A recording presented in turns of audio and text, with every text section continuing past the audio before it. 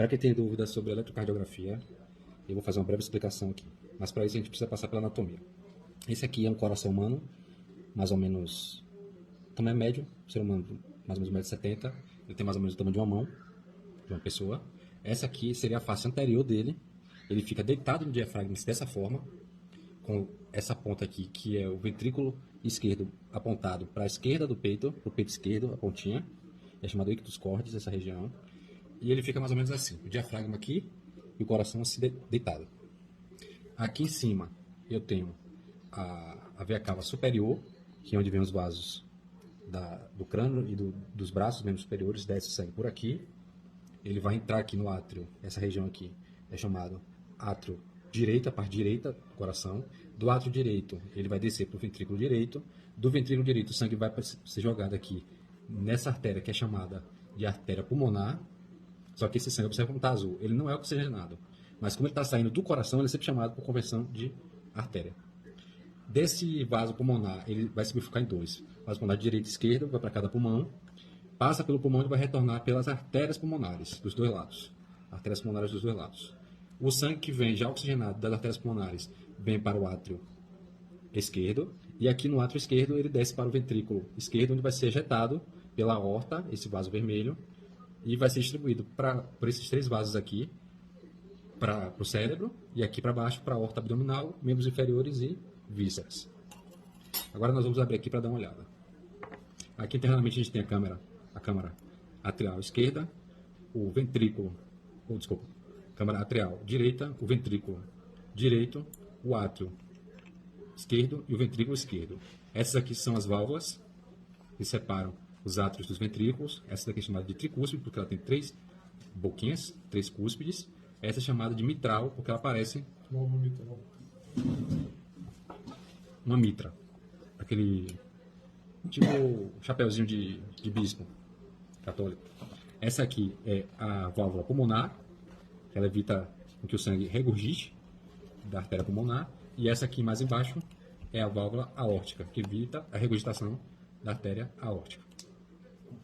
Essa aqui é a parede do ventrículo esquerdo, que é a mais grossa, a parede do ventrículo direito, que é mais fina.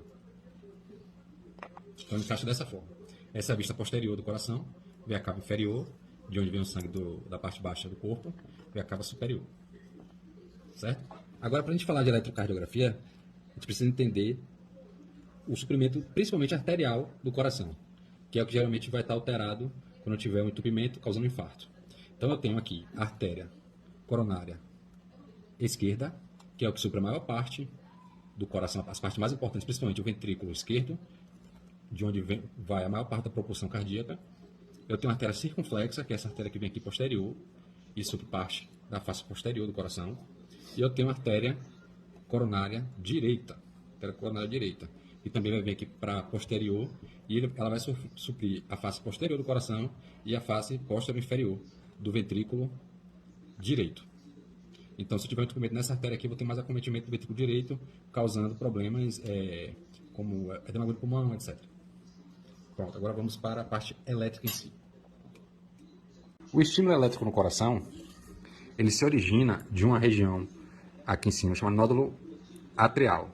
Desse nódulo atrial, através de um conjunto de fibras, ele vai migrar pelas paredes do coração.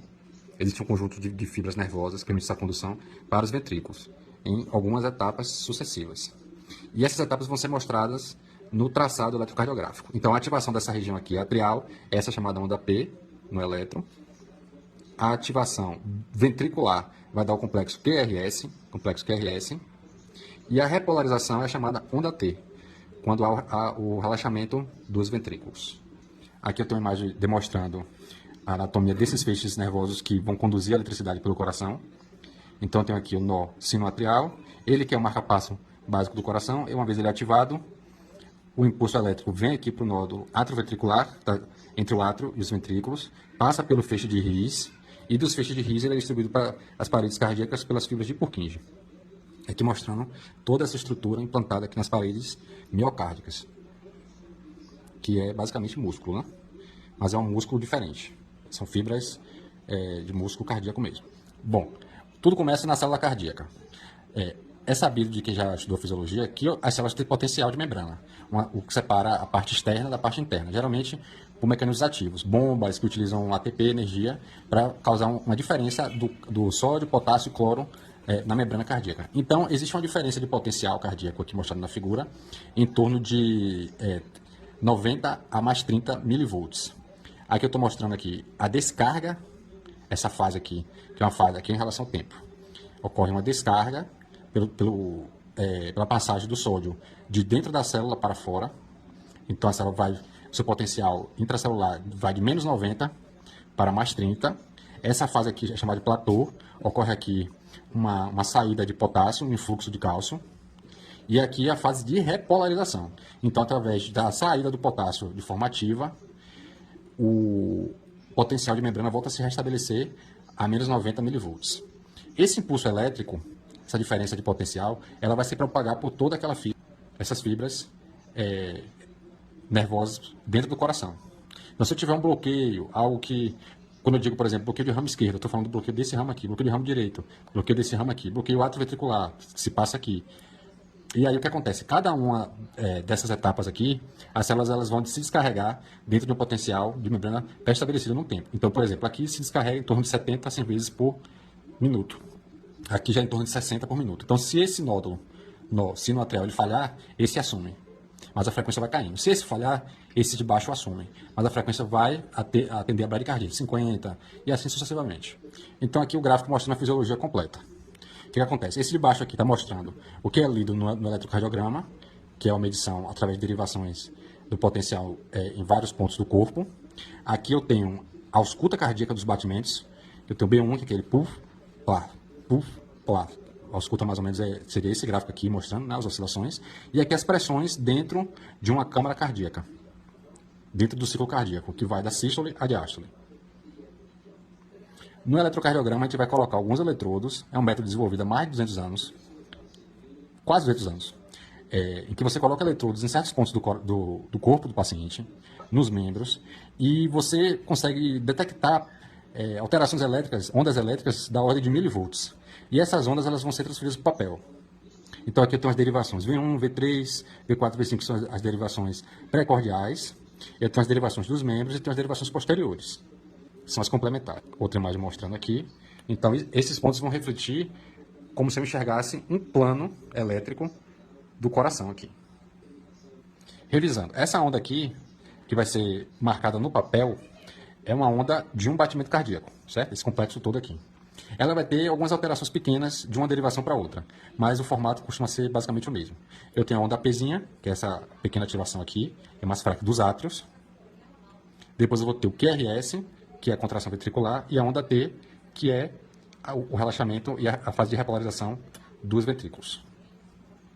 Se eu tiver alguma alteração como infarto, eu vou ter uma alteração no formato dessas ondas. Outras coisas podem acontecer, por exemplo, deficiência de potássio, eu vou ter alteração aqui nessa parte da onda. Se eu tiver alteração do cálcio, também vou ter alteração na onda. Eu posso fazer outros diagnósticos, como distúrbios do ácido básico, todos através do formato da onda. Mas o principal uso é para infarto e para arritmias. Arritmias, por exemplo, quando eu tenho dissociação de uma pequena onda em relação à outra. Por exemplo, se eu não tiver onda P, se tiver só R, eu tenho um bloqueio atrioventricular total, quando eu tenho dissociação de onda P e onda R completa. É só um exemplo. Bom, essa parte aqui é a parte de decorar realmente. Então, naquelas derivações que são pré-estabelecidas no tórax do paciente, eu tinha falado que é como se fosse você enxergar um plano do coração, o que acontece? Nas derivações V1 a V3, eu tenho uma alteração, quando eu vejo alterações do complexo QRS do elétron naquele ponto, chamado anteroseptal, que é uma região suprida pela artéria descendente anterior. Se eu tenho V1 a V4, eu tenho uma alteração anterior do coração. Se eu tenho de V1 a V6 e D1 e AVL, também ainda está cometida a artéria seria a descendente anterior, provavelmente. E aí eu tenho uma alteração anatômica na região suprida pela descendente anterior, acometendo a face anterior toda do coração, né? Anterior extenso. Aqui a circunflexa, quando eu tiver alteração na circunflexa, que é essa que vai para lá para trás, uma obstrução, por exemplo, eu vou ter uma alteração na derivação D1, AVL, V5 e V6. E isso vai causar um infarto lateral do coração. E aqui, na descendente, aqui na coronária direita, o que acontece? Quando eu tenho alteração no eletrocardiograma nas derivações D2, D3 e AVF, eu tenho um infarto inferior. Quando eu tenho de V3R a V4R, eu tenho um infarto de ventrículo direito. E V7, V8 e V9, um infarto dorsal. Bom, o que eu estou dizendo? Quando vem um eletrocardiograma, que a gente vê isso aqui, ó. Cada derivação daquela que eu coloco no corpo do paciente vai me dar um traçado daquele complexo de onda PQRS.